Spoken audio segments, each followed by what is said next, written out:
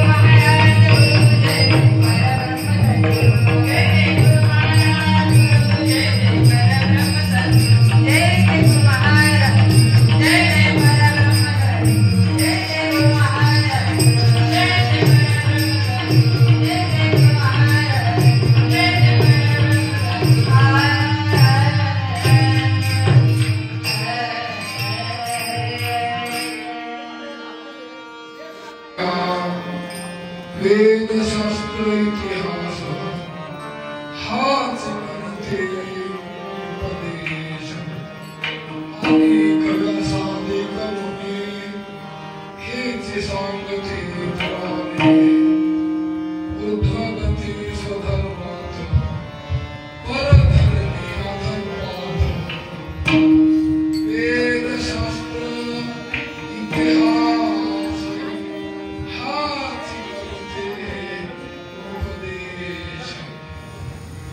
मन्मथ मने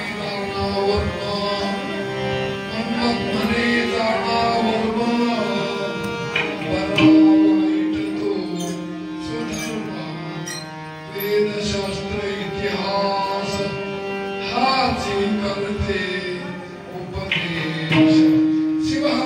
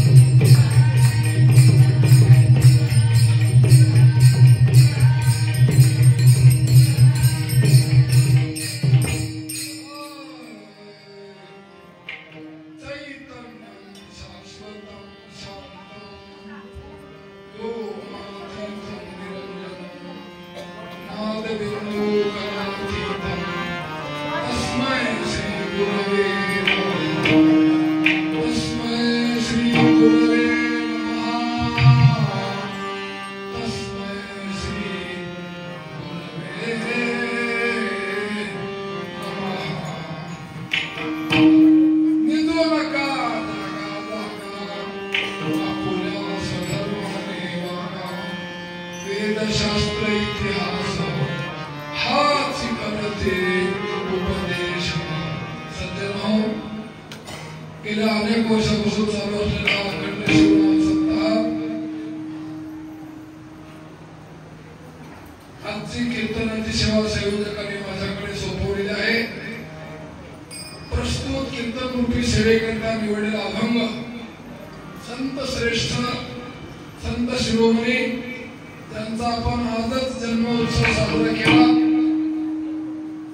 त्यांचा हा 5 चरणाचा अभंग सेवेकरता निवडलेला आहे। वास्तविक भारतात संतांच्या वाङ्मयावर कोणी विषाणा नाही। मोहे मी पंडित मोहे बुद्धिवंत मोहे ज्ञानी भक्त आत्मयोगी असल्याच प्रकारचा अधिकार नसताना तुमच्या समोर थांबलोय। त्याचं कारण असं आहे, थोरांचे चाकरी करी तो सर्व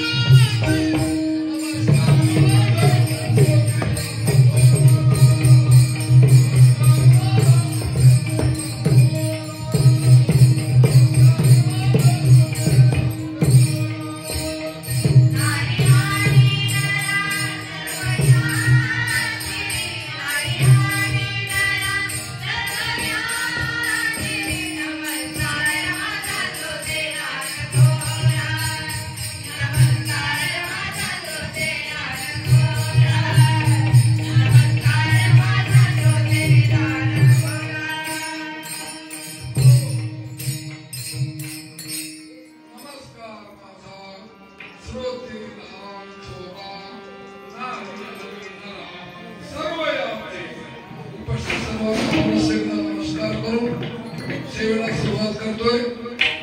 10 वाजलेले आहे आणि 11 वाजता कीर्तन संपेल. किती वाजता सुरू हो, कारण सुरू केव्हा का होईना पण 11ला संपणार. तुम्ही तुमचा जास्त वेळ घेणार नाही, कारण आमच्या इंद्रियाला सवय लागलेली आहे. सुरू केव्हा का होईना पुन्हा पहाटे उठावं लागते ना. असो, थोडक्यामध्ये मी या अभंगाचं मर्म सांगण्याचा प्रयत्न करणार आहे. तुम्ही सर्वांनी लक्षपूर्वक ऐकण्याचा प्रयत्न करा.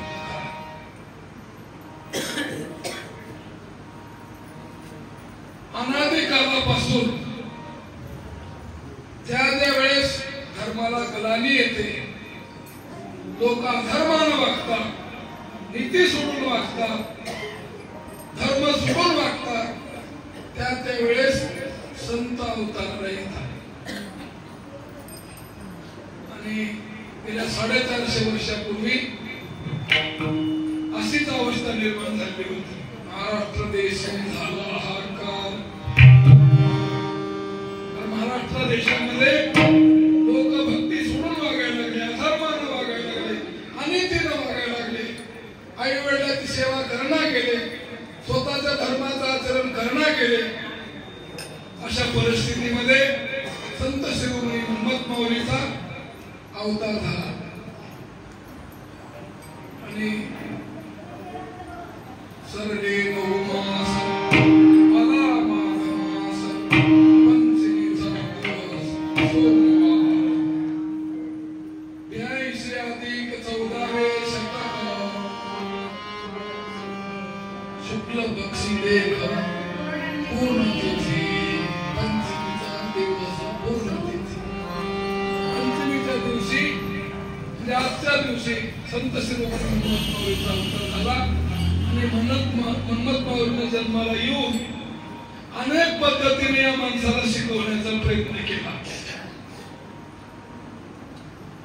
अनेक अभंग रचना केली आणि मानवी जीवनाला ज्या अज्ञानाच्या झोपेमध्ये झोपते.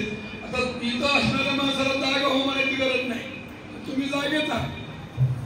पण आपण 2 प्रकारची जागा असते.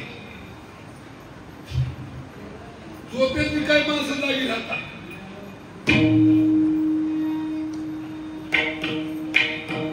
झोपेतली जागी असतात काही माणसं, आणि काही माणसं जागी असून झोपलेले असतात. म्हणून जागी असून झोपलेले आहेत त्यांना जागा करण्याचं काम संतांनी केलेलं आहे. आजची परिस्थिती अशी आहे, कार्यक्रम भरपूर झाले, सत्य वाढले, कीर्तन वाढले, मोठमोठे कीर्तनकार गाड्यामध्ये बसून येऊन आले, सगळं वाढलं. पण जे अपेक्षित आहे संतांना ते मात्र कमी व्हायला.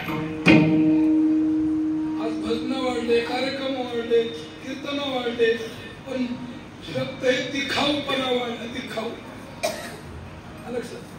दाखवायचं वाढले, करायचं काहीच नाही. माऊली सांगतात परमहंस ग्रंथातले, किती जरी तुमच्याकडे ज्ञान असलं तरी ज्ञानी पूर्ण झाला, तरी ज्ञानी पूर्ण झाला, स्वधर्माचार्य मान त्याला, आचार भ्रष्ट होता व्यर्थ गेला.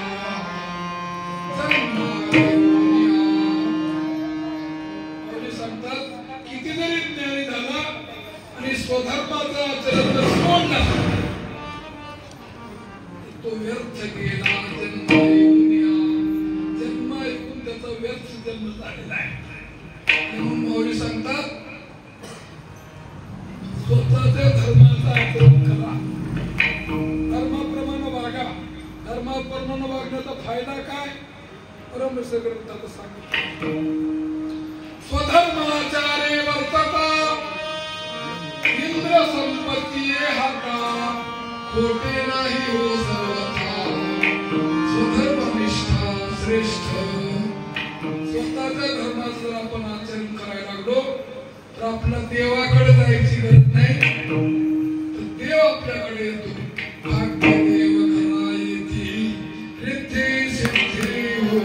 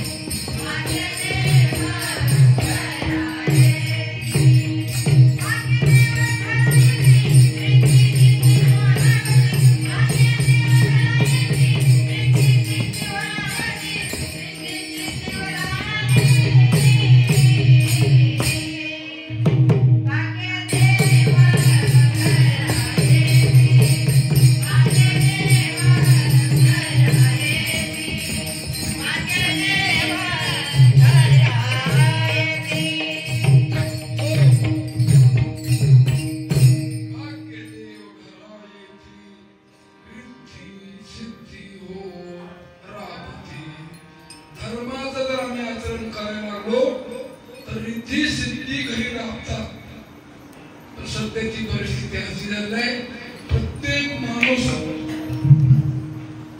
धर्म सोडून वागायला गेलाय. माणसाचा धर्म काय? माणुसकी हा माणसाचा धर्म आहे. माणुसकी कशाला म्हणतात? माणसानं माणसाशी माणुसकीनं वागणं म्हणजे माणुसकी. माणसानं माणसाशी माणसाप्रमाणे वागणं. आम्ही माणसाप्रमाणे दिसालो का वागलो? दिसायला माणसं आहोत, पण आमच्या अंतःकरणामध्ये समोरच्या माणसाविषयी प्रेम भाव सिद्ध करायला नाही. खरा धर्म कोणता असेल? सारे गुरु सांगतात, खरा तो एकच धर्म, जगाला प्रेम. धर्म कोणता असेल? माऊली सांगतात, जीव हिंसा करीना, सबते कोणाशी दुखविना, उभाई उचलिना, कारण माणसाच्या अंतःकरणामध्ये धर्माचे 10 तत्व सांगितलेले आहे. पहिलं तत्व आहे अहिंसा. अहिंसा हिंसा 3 प्रकारे होते. कायिक हिंसा, वाचिक हिंसा आणि मानसिक हिंसा. धर्माप्रमाणे वागायचं असेल तर या 3 प्रकारची हिंसा करायची नाही. परिस्थिती अशी आहे, शरीरानं आम्ही इतराला सुख द्यायला तयार नाही, वाचेनही इतराला सुख द्यायला तयार नाही, आणि मनानं तर नाहीच नाही. माऊली सांगतात, काया वाचा मने जगाला सुख देवी, ऐसे जयाचे वर्तने तोच विरक्त रामा. शिवभक्ताचे लक्षण सांगितले माऊलीने 3ऱ्या अध्यायामध्ये. कुणाला म्हणायचं शिवभक्त? आपला नेमका धर्म कोणता? आपल्या धर्माप्रमाणे आपण वागवलोच का? सगळ्या गोष्टीचा विचार आपण करतो, दुसऱ्या नाही.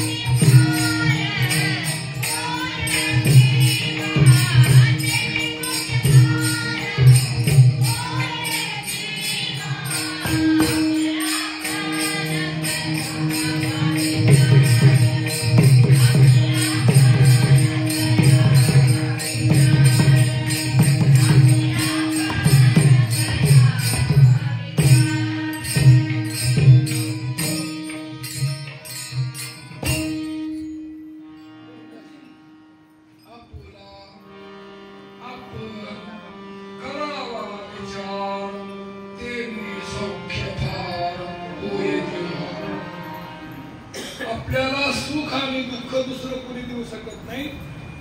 आपल्याच कर्तृत्वामुळे आपल्याला सुख मिळतं आणि आपल्याच कर्तृत्वामुळे आपल्याला दुःख मिळतं. आणि दुःख का मिळालंय याचा विचार आपण करायचा, कारण आपल्याकडून काही चुकलं. थोडक्यामध्ये सांगतो, प्रत्येक वस्तूचा धर्म आहे. अग्नीचा धर्म आहे, पाण्याचा धर्म आहे, पृथ्वीचा धर्म आहे, वाऱ्याचा धर्म आहे, आकाशाचा धर्म आहे, यांचा धर्म आहे. मावशी, तुम्ही चूल पेटवली, चूल पेटवल्यानंतर तुम्हीच पेटवलेली आहे. तुमचा जर हात त्या तव्याला लागला, पेट आपल्या तव्याला, तर पोळते की थंड लागते? तुम्हाला पोळते. बारक्या लेकरांना हात लावला तर त्यालाही पोळते. कुणी हात लावलं तर आपल्याला तव्याला तर पोळते. लक्षात. बर्फाचा खडा कुणी हात लावला कसा लागतो? तिचा धर्म आहे. प्रत्येक वस्तूचा जसा धर्म आहे तसं माणसाचा सुद्धा धर्म आहे. आणि माणसानं जर स्वतःच्या धर्माप्रमाणे वागलं तर सुख, संपदा, शांती सगळ्या गोष्टी मिळणार आहे. सध्याची परिस्थिती असलेली आहे. नेमकं धर्म काय आहे हेच आम्हाला कळायचं. धर्माची व्याख्या मौलीने परमहंस ग्रंथाच्या पहिल्याच अध्यायात सांगितलेली आहे. शिवहार शिव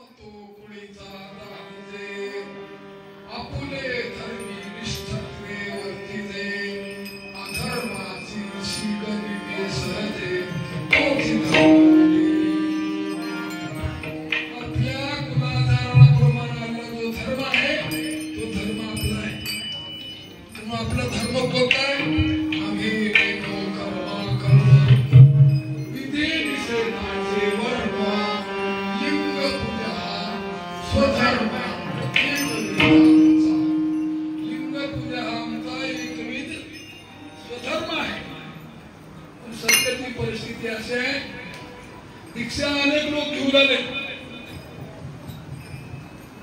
अनेकाने दीक्षा घेतली, पण गळ्यामध्ये लिंग परमर्श ग्रंथ सांगतो, तर शिवभक्ताच्या काळामध्ये गळ्यात लिंग बांधत नसा, लिंगावीन वाचने ते प्रेता समान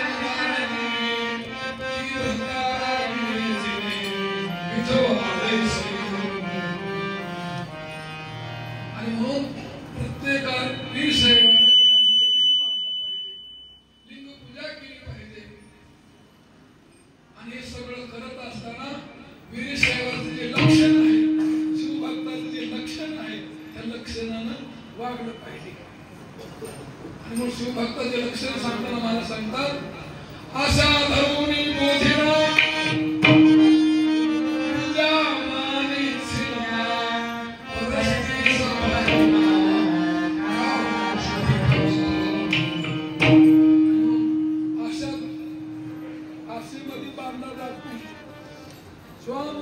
मनमानित भोग विलास. सध्याची परिस्थिती असलेली आहे, माणसाला सुखाची अपेक्षा आहे, समाधानाची अपेक्षा आहे. जीवनामध्ये प्रत्येकाला सुख मिळावं त्याला, पण सुख मिळण्याकरता जे करायला पाहिजे ती मात्र करायची आमची तयारी नाही. आरोग्य ठीक राहण्याकरता सकाळी लवकर उठायला पाहिजे, 5:05 वाजता उठलं पाहिजे, कळतंय वळत नाही. कळून त्याला वळल्या गेले, कळून ते झोपी चाललाय, त्याला जागा करण्याकरता महाराज अभंगाच्या पहिल्या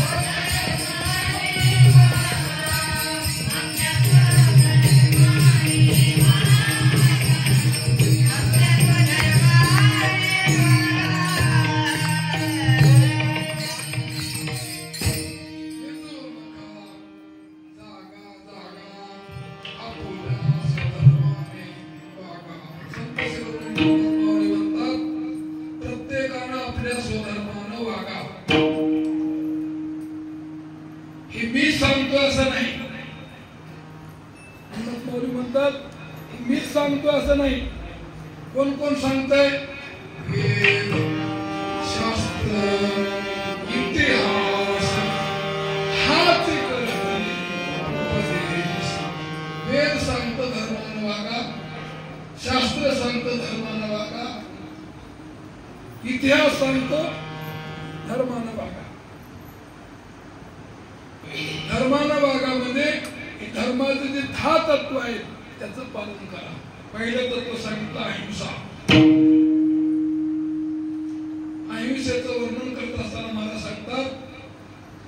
जीवा हातळी आपुला जीवा थोडी अत्यंत कृपेने संरक्षण करी तो कोणाशी न दुखवी अंतरी. कसल्याच प्रकारचं इतराला दुःख देत नाही. कायेनं वाचेनं आणि मनानं जो दुसऱ्याला दुःख देत नाही. हिंसा म्हणजे फक्त मारलं म्हणजेच हिंसा होते असे नाही. शब्दाने एखाद्या माणसाला जर वाईट बोललं ती हत्या होते. मनाने जर एखाद्याचं वाईट चिंतन केलं तर ती मानसिक हिंसा आहे. एखाद्या शब्दाने केलेली हिंसा परवडली, पण मनानं जर आपण दुसऱ्याचं वाईट चिंतन करायला लागलो. नेहमी त्याच्याकरता एक दृष्टांत सांगत असतो. दोन मित्र होते. मित्र असण्याकरता जातीचा धंद्याचा कसला काही संबंध नाही. फक्त एका विचाराचे माणसं झाले की मित्र होता. आणि मग एक कुंभार होता आणि एक माळी होता. माळी म्हणण्यापेक्षा बागवान होता. माळी म्हणत तर बेजारी जास्त आहे.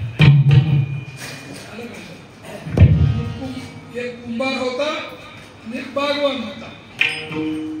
कुंभार काय करायचा, माती आणायचा, गडगे करायचा आणि ती बाजारातून विकायचा.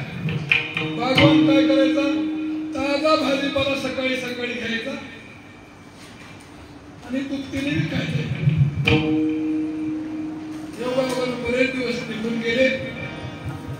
डोक्यावर भाजीपाला नेणं परवडणार गेलं आणि म्हणून जुन्या काळातली गोष्ट आहे. दोघांमध्ये एक उंट घेतला आणि एका बाजूला गाडगे ठेवायचे, एका बाजूला भाजीपाला ठेवायचा आणि बाजाराला जायचे. पण योग असा, कुंभाराचे गिराईक महिन्याला 15 दिवसाला म्हणजे रोज होते का, काही तर काम पडलं तर त्याचे गिराईक व्हायचं. पण भाजीपाल्याचं ते गिराईक आहे ना बागवानाचं, ते रोजच उपवास असला तरी त्याचे गिराईक. ते आलू लागते ते तूप आणि उपवास असला तरी त्याचं गिराईक चालूच. त्याचं गिराईक मात्र व्हायचं नाही. वरून हे चांगलं बोलायचा, मनात म्हणायचा, त्याचं गिराईक जास्त अवेलेबल होत नाही. बरेच दिवस निघून गेले आणि एका दिवशी असंच संक्रांतीचा बाजार होता. गाडगे मडके जास्त घेतले, भाजीपालाही जास्त घेतला आणि सकाळी सकाळी लवकर निघाले. योगायोगानं कुंभार भाजीपाल्याकडून चालत होता आणि भाजीपालावाला गाडग्याकडून चालत होता. चलता चलता त्या उंटानं मान अशी मागे केली आणि भाजीपाल्यामधली एक पिढी काढली, खायला सुरुवात केली. त्या कुंभारानं पाहिलं, हाणार की नाही त्याला, त्यानं म्हणलं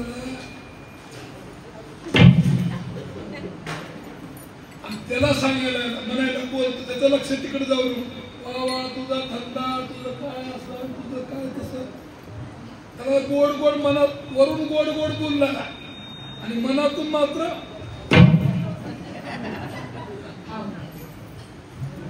उलटच आहे. माणूस भूक लागली तरी त्यातून रोट्या पार करतो. एक एक पिढी काढत काढत 25% भाजीपाला त्या उंटानं खाल्ला. तरी मी त्या उंटाला मी हानी ना, त्याचंही लक्ष तिकडे जाऊ. अर्धा भाजीपाला पार झाला. बॅलन्स राहते वरच. भाजीपाल्याकडे जरा कमी,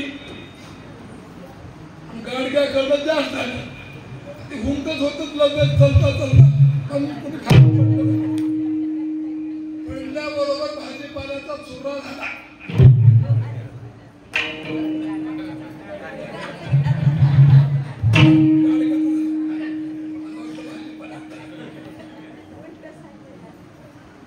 भाजीपाल्यावाल्याचा 50% भाजीपाला शिल्लक राहिला, गाडगेवाल्याचा 100% चुरा झाला. आणि म्हणून स्वतःला सुख पाहिजे असेल तर इतराला दुःख द्यायचं नाही. आणि म्हणून स्वतःचा धर्म म्हणजे इतराशी प्रेमानं वागा, माणुसकीनं वागा, नीतीनं वागा.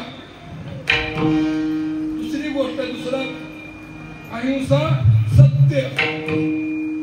बोलत असताना सत्य बोला, सत्य सत्य धर्मा हो जीवासी. आणि म्हणून त्याचं जे ते पाचक आहे त्याच्या शरीरावर बसलं. आणि म्हणून कुठं खरं बोलायचं, कुठं खोटं बोलायचं याचा धर्म पाळा. आपल्या स्वतःच्या स्वार्थाकरता कधी खोटं बोलायचं. त्याच्यानंतर सत्य, अस्तेय. तिसरी गोष्ट आहे चोरी करायची नाही. मला ते कन्नड येत नाही, तुम्ही इकडे कन्नडचे लोक कोळपेडा,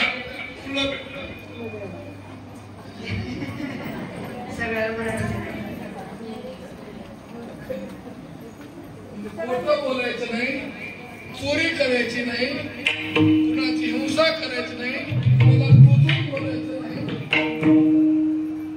लक्षात. आणि कुणाची चोरी करायची. चोरी म्हणजे माऊली सांगतात, परम सग्रहात सांगतात, वाटेवर धन पडले असता त्याशी खरी कोणी नसता, तेही अपेक्षेने ठेवून येता निरपेक्षता ती उडाली. आणि बऱ्याच वेळेस महाराजांनी त्याच्याबद्दल सांगितले. थोडक्यामध्ये सांगतो, पदयात्रेत जात असताना एक श्रीमंताच्या घरची बाई, त्या श्रीमंताच्या घरच्या बाईनं चालता चालता रस्त्याला एक कापसाचं सुंदर चांगलं कापसाचं हे होत आहे. आणि ते कापूस त्याचा थोडका त्यात घेतला नाही काही क्विंटल एक फूट 2 मुठे मुठभर एक वाती पुरता म्हणून कापूस घेतला. कापूस घेतल्याच्या नंतर परमेश्वराचं पारायण करायला पाहिजे दिसत होती. ती बाई म्हणली, हे कुठला आणले शेवा? इथल्या शेतात मला खोता का त्याचा चोरी आहे की नाही? वाटेवर धन पडले असता त्याशी धनी कोणी नसता, तेही अपेक्षेने ठेवून घेता निरपेक्षता ती उडाली. कुमार माझ्या घरी कधी बाईने बोलू आपण. सध्याची परिस्थिती अशी आहे, माणसाची चौर्य वृत्ती जी आहे ते वाढायला लागली आहे. चोरी चोरी म्हणजे नुसतं चोरी करणं नाही, काम न करता खाणं म्हणजे चोरीच आहे. आलं कसं? काम न करता आयतं खाणं म्हणजे चोरीच आहे. आजची परिस्थिती अशी आहे, सगळं तिकडूनची आगळ्यावत आली. अनुदान मिळावं, लाडक्या बहिणीला मिळावं, एसटीला फुकट, सगळं ऐकून मिळावं नाही. काम करता खाणं म्हणजे चोरी करणं आहे. आणि मग जीवनामध्ये कसल्या प्रकारची चोरी करायची नाही, खोटं बोलायचं नाही, चोरी करायची नाही. अहिंसा, सत्य, अस्तेय, ब्रह्मचर्य, ब्रह्मचर्याचं पालन करायचं. ब्रह्मचर्य म्हणजे काय? परस्त्री जननी ध्यान शिवाचनी संतांचे सेवेनी. ब्रह्मचर्य म्हणजे स्वतःची पत्नी सोडून इतर जी स्त्री आहे ती बहिणी माया. लक्षात. आपल्यापेक्षा लहान असेल तर मुलगी, बरोबरची असेल तर बहीण, मोठे असेल तर आई. ही भावना जर आपल्या अंतःकरणात असेल तर आपण धर्माप्रमाणे वागायला. आणि म्हणून परस्त्री जननी ब्रह्मचर्य पालन करायचं म्हणजे स्वतःच्या पत्नीशिवाय इतर सगळ्या स्त्रीकडे पाहत असताना पवित्र दृष्टीनं पाहायचं, वाईट दृष्टीनं पाहायचं नाही. पुरुषानं वाईट स्त्रीकडे वाईट दृष्टीनं पाहायचं नाही, स्त्रीनंही परपुरुषाकडे वाईट दृष्टीनं पाहायचं नाही.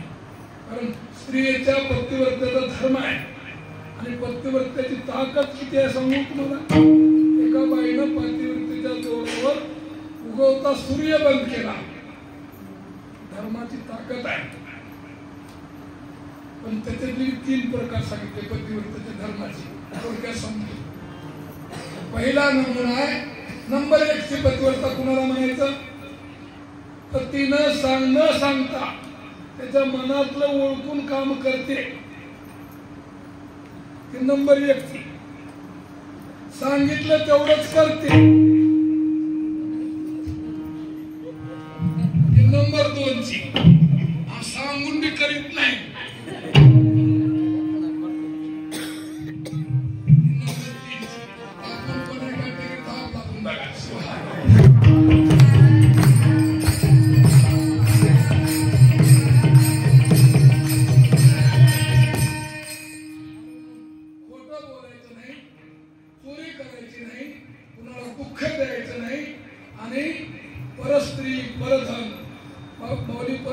धर्माच्या आचरणाबद्दल सांगताना परमर्श ग्रंथ सांगतात जैसे परस्त्री परधन अनर्थासी होय कारण तैसे परधर्माचरण घडे पातक सत्य.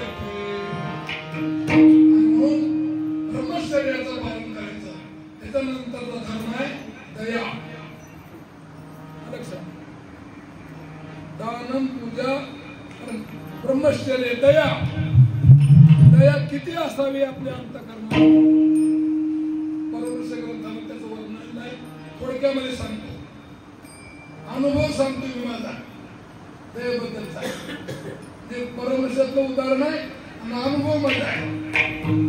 एकदा नांदेडच्या बस स्टँड मध्ये बसलो होतो मी. नांदेडचा पराठा एका जायचं होतं. दुपारचा टाइम होता. भूक लागली होती. तरबूज घेतलं होतं खायला. तरबूज खात बसलो होतो त्या गाड्यावर. योगायोगानं तिकडे जायचं. तिकडली गाडी अर्धा तरबूज खाल्याबरोबर आली. गाडी जो आल्यामुळं गडबडीने खायला गेलो तिथं. गडबडीने खाता खाता ते तरबूज बाजूला सरकलं आणि जिभेला दाताने चावले. मला रागात आला दातायचा. दाताचा रागच आला. येतोय का. कारण दात आपलेच आहेत आणि जीभ आपलीच आहे. असं महाराज सांगतात. डोळा फुटला गेला हात हाताचा अन्याय गिळता तरी दुःख आणि दुःख देत्याशी सुतचिंती म्हणी त्याला नाव दयावले. एखाद्या माणसाला आपला दुःख देऊन आपण त्याला दुःख द्यायचं नाही. म्हणून या सगळ्या गोष्टी अंतःकरणात येण्याकरता धर्माचं आचरण गरजेचं आहे. आणि मुख्य धर्म करण्याकरता आपले एकच धर्म आहे. ते म्हणजे सगळ्या धर्माचं पालन करण्याकरता ज्ञानाची गरज आहे आणि ज्ञान मिळण्याकरता नामाची गरज आहे. साधनात नाम असे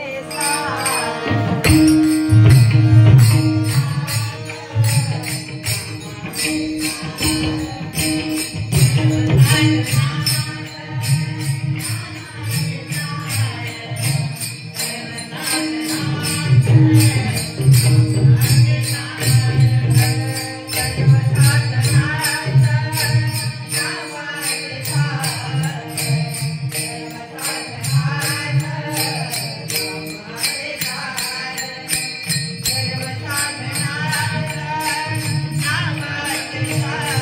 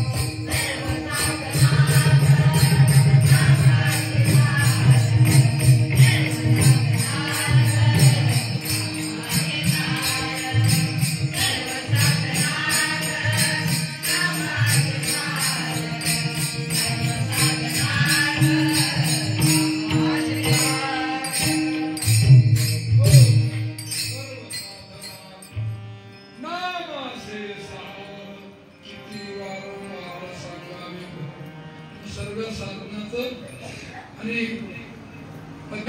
दया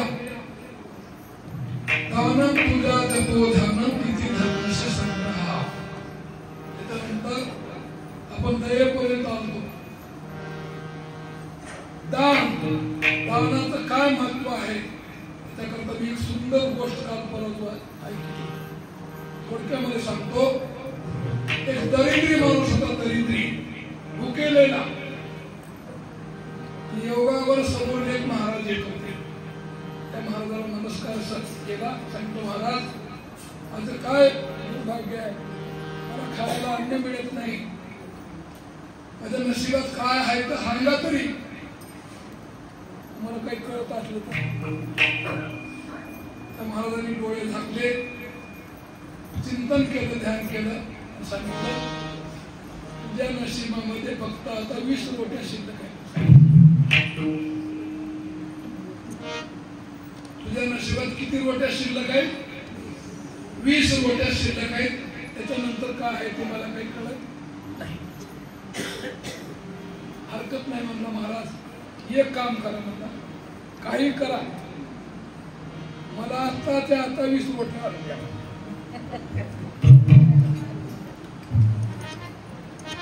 कारण पुढचं होईल ते होईल, आताच्या आता मला 20 रोट्याची व्यवस्था करा.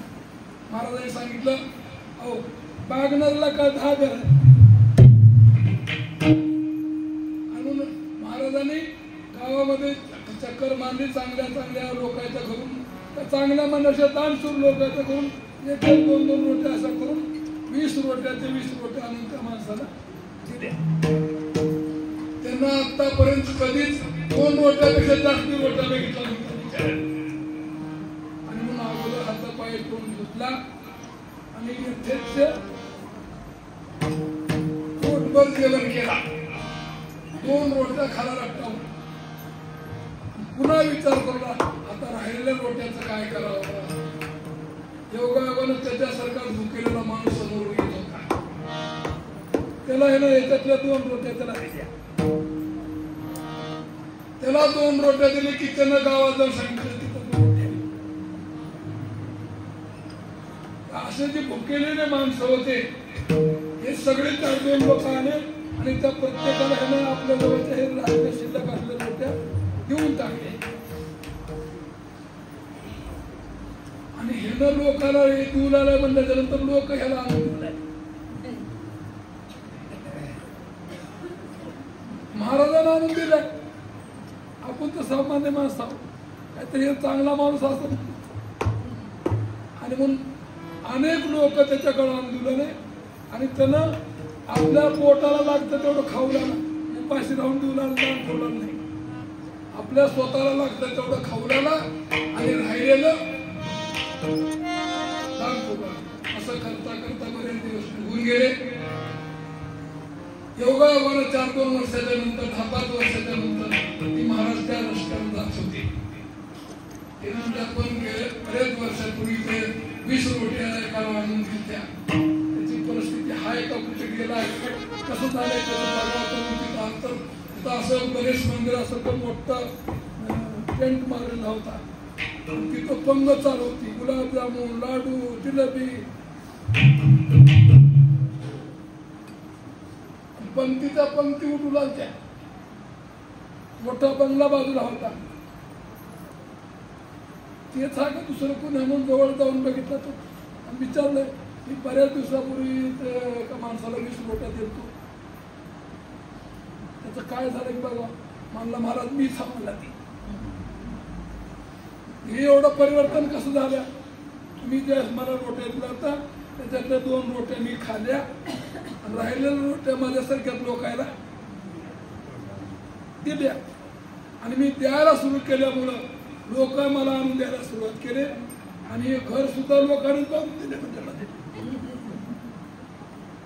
लोकांनाच मला धंदा लावून दिला. लोकांनाच हे जे सगळं झालंय माझं ह्याच्यामध्ये काहीच नाही. पण माझ्या नशिबात किती रोट्या होत्या? 20च होत्या घेऊन. आणि म्हणून लोकांना जर आपण दान करायला लागलो आणि नेहमी सांगत असतो कर्म आला कशा पण जे देवाने दिले मी म्हणत नाही परमदर्शन करून सांगतोय ज्याचे त्याशी देता मी का कुंठो आणि म्हणून पोटभर खा स्वतःच्या कुटुंबाला संत सांगतात किती पाहिजे कुटुंबाला साई इतना दीजिए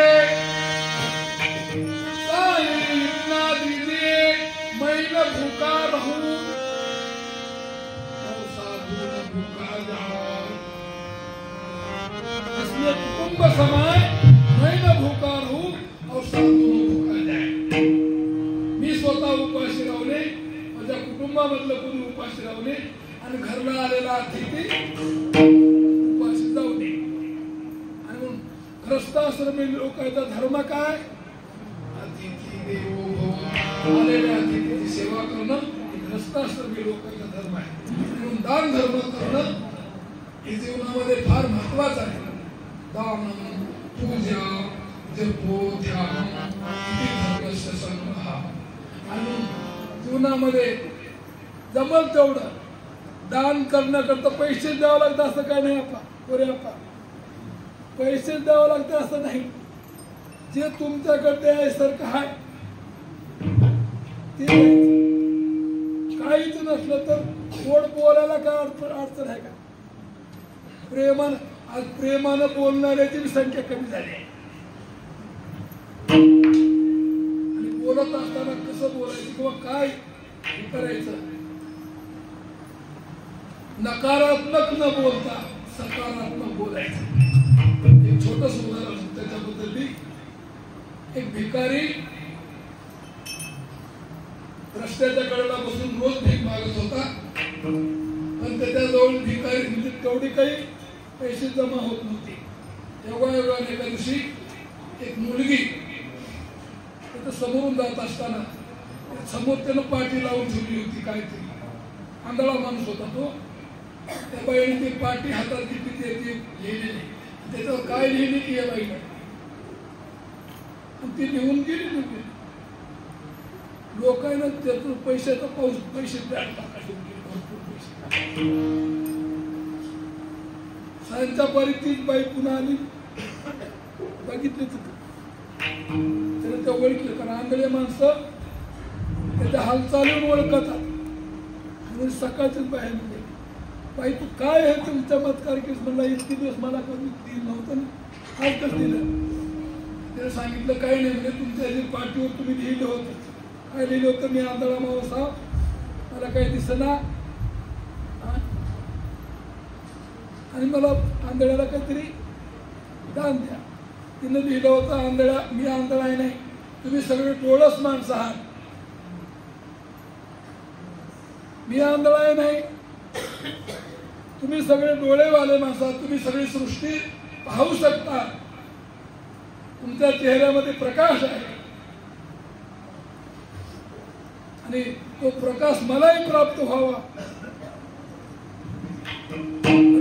तुम्ही मी आंधळा आहे म्हणून तुम्ही डोळा सामून म्हणले म्हणून प्रत्येक लोकांनी त्याच्यासमोर पैसे टाकायला सुरुवात केली आणि म्हणून बोलताना चालताना प्रत्येक गोष्ट करत असताना आपण चांगल्या पद्धतीने केली निश्चितच आपल्याला समाधान मिळणार आहे आणि म्हणून माऊली सांगतात मी सांगतो असं नाही शास्त्र सांगतो इतिहास सांगतो एवढंच नाही तर अनेक व्यासादिक मुनी हेच सांगती पुराणे काय सांगतात आपल्या स्वधर्माने वागावा त्याच्या पुढच्या चरणात सांगितलंय ऊर्ध्वगती परधर्मी स्वधर्मामध्ये ऊर्ध्वगती आहे परधर्मामध्ये अधोगती आहे छोटस उदाहरण सांगतो पाण्यामध्ये राहणारी मासी मासा पाण्यातला त्यानं म्हणला पाण्यापेक्षा तूप चांगला आहे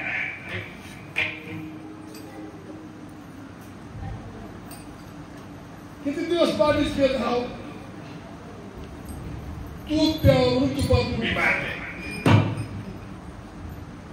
काय झालं असेल माशाचं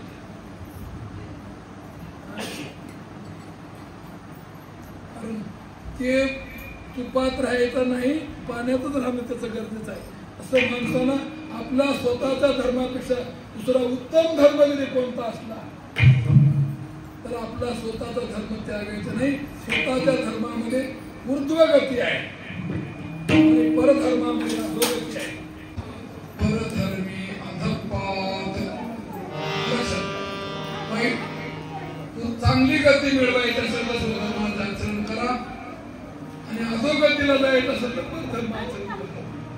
आणि म्हणून जीवनामध्ये सुखी व्हायचं तर स्वतःच्या धर्मानं वागा आणि आपल्या धर्मात कसावे असो तो आपण बाळगा असं मला शिवपी सांगते.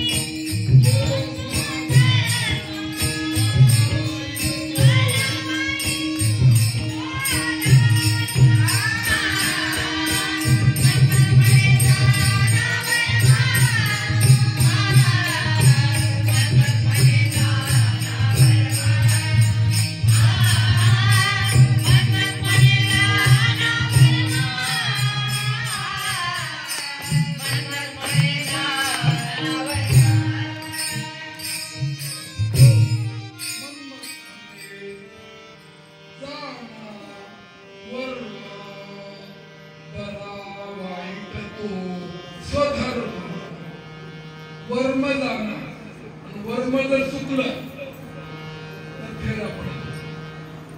वर्म काय असतं थोडक्यात सांगतो. एक खेड्यातली मुलगी शहरामध्ये दिली. जुन्या काळातली गोष्ट आहे, नवीन काळातली. आणि योगायोगानं एका सणाला खेड्यात आली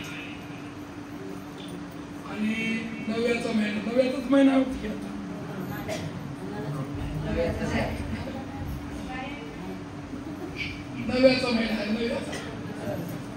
नव्याचा महिना होता. पुरणपोळ्याचं जेवण केलं. त्यानं कधी पुरणपोळीच खाल्लं नव्हतं त्या माणसाने.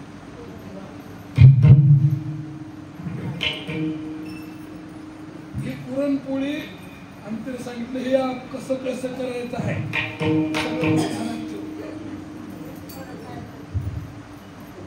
बाईने लिहून घेतली, डाळ किती घ्यायची, गुळ किती घ्यायचा, पीठ कसं हे सगळं लिहून घेतली. शिकलेली मुलगी होती, लिहून घेतली आणि गेली. योगायोगानं तिने पोळ्या करण्याकरता म्हणजे पुरण घातलं, पुरण शिजलं, त्याला घातलं म्हणजे मिक्सर मधून हे करून घेतलं, गव्हाचं पीठ तिंबून घेतलं, पुरणाचा एक उंडा केला, गव्हाच्या पिठाचा एक उंडा केला. पण पुरण पिठात घालायचं का पिठात पुरण घालायचं हे सुद्धा नाही. पिठात पुरण टाकायचं का कसं मध्ये कसं टाकायचं हे सुद्धा नाही गेलं. त्या बाईने म्हणली, त्या बाईने साडी कोणती घातली होती, तिने त्या रंगाची साडी घातली होती, त्या रंगाची साडी घातली. तरी मी ती गोंडाच होईना गेला. पुन्हा बघते त्या बाईचे केस होते का नाही, ती चप्पी केली.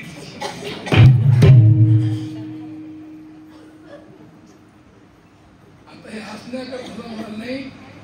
बाकीच्या गोष्टी किती केल्या जोपर्यंत त्या पिठामध्ये उंडा घालायचं कळणार नाही तोपर्यंत पोळी तयार होणार.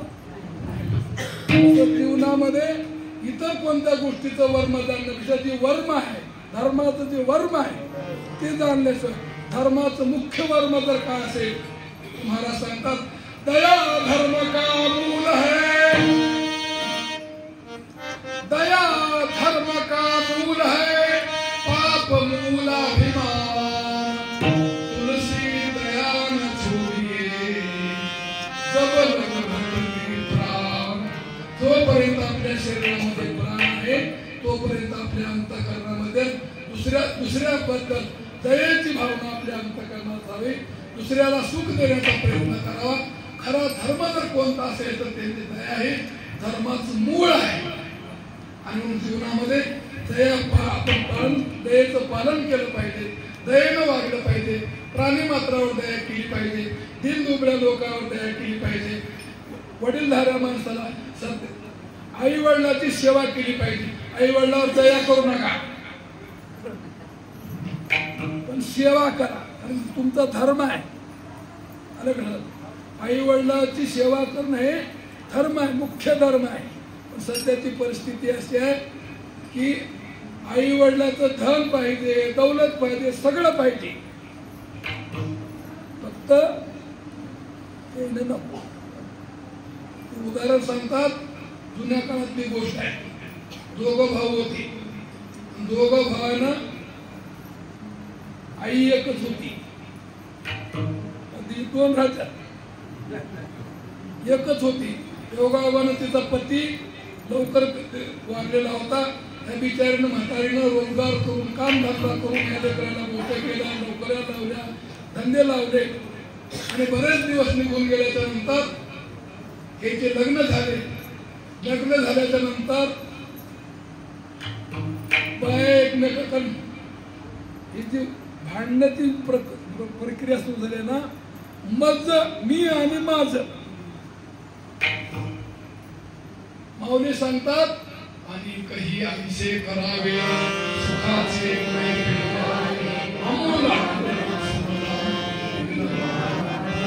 संतांची अपेक्षा आहे आणि आमची अपेक्षा आहे मजच कल्याण व्हावं. हे तुकाराम महाराजांचं, एकनाथ महाराजांचं काम नाही. सगळेच जाऊ दे आणि एकटीच राहू दे मला. पण ही भावना निर्माण झाली आहे, त्या भांडणं व्हायला लागले आणि सगळं वाटून घेतले, घरदार पैसा का सगळं. आता म्हातारी कुणाकडे द्यायची, धाकटी म्हणते आमच्याकडे नको, एक करभर कमी घ्या. पण म्हातारी आपल्याकडे मोठी म्हणती 2 एकर कमी घ्या. आता पंच म्हणले अरे असं कसं जमतंय, कसं जमतं, कसं करावं, काही नाही म्हणजे चिटपट करा. कसं करा चिटपट, छपराचं घर होतं असं सांगितले. वरी म्हातारीला वरी झोपवायचं, वरून ढकलून द्यायचं खाली, सोयी सापडली की मोठ्याकडे.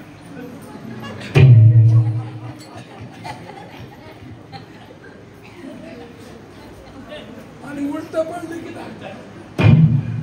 असे जर लेकर झाले तर चूक मिळेल. कारण म्हणून आई वडिलाची सेवा करणं आपला धर्म आहे. आई वडिलांना दुःख देऊ.